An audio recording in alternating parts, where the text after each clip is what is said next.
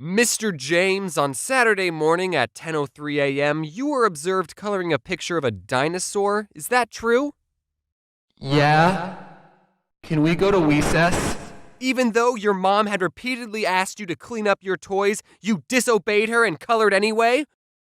I plead the fifth. Your Honor, I have no further questions. James, I hereby sentence you to 15 minutes in the timeout corner.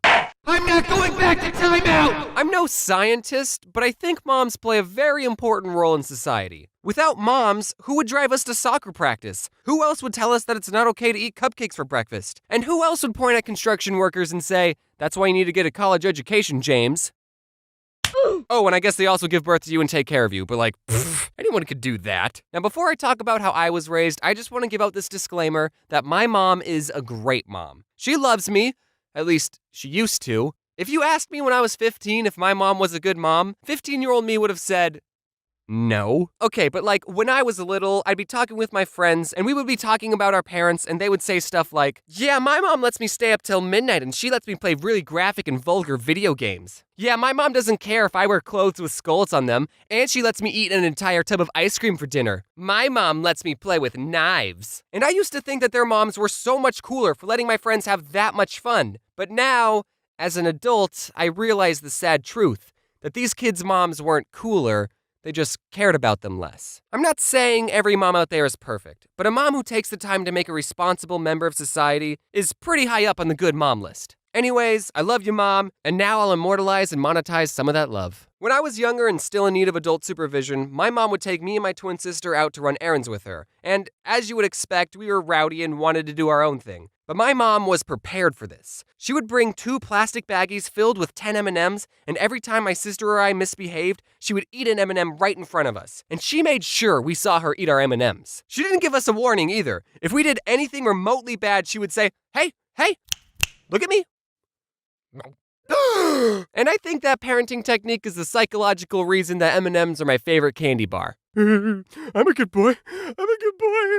Something me and my sister really liked doing was hiding in those circular racks of clothes that they have set up in department stores. Being in the middle of one of those racks is such a surreal experience. I totally recommend it. But my mom didn't like it when we had fun, so she had to reach her arm in and try and grab us. Do you need any help? Oh, no, I'm just trying to get something in the back. There's a really nice belt that would be great for spanking my misbehaving children! I was spanked as a kid. Nothing too bad. I probably deserved it anyway. I don't remember any specific actions I did that earned a spanking, but I do remember outrunning my mom a lot. Another thing my mom did when I was very little was sometimes when she was washing her hands, she would turn to me and go, achoo, and flick water in my face. It really bothered me, but I never spoke out about it. And one day I just couldn't handle it anymore and I started crying. Why are you crying? But I was too sad to articulate how I was really feeling.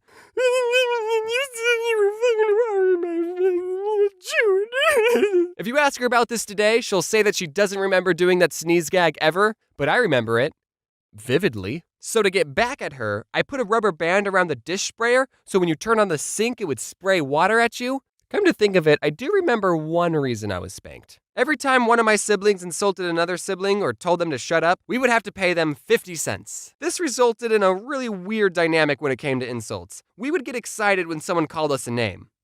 Mom, Luke called me a butthole!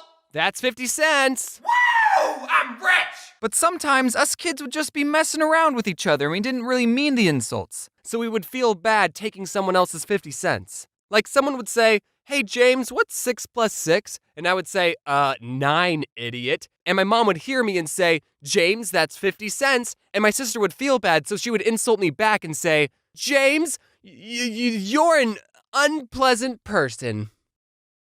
Aw. Swear words cost you $5. That's why I don't swear in videos. But now I can afford it. So, you, Mom. You piece of My mom never washed her mouths out with soap. She wasn't that kind of person, but she did threaten to if we swore. And one time after I said a pretty naughty word, penis, she said, if you don't behave, I'm going to get the soap. And I said, I don't care, soap tastes good. All right, you big dingus, shove this in your mouth. You won't do it, no balls. So I bit into it and immediately regretted it. Now people are eating soap for views.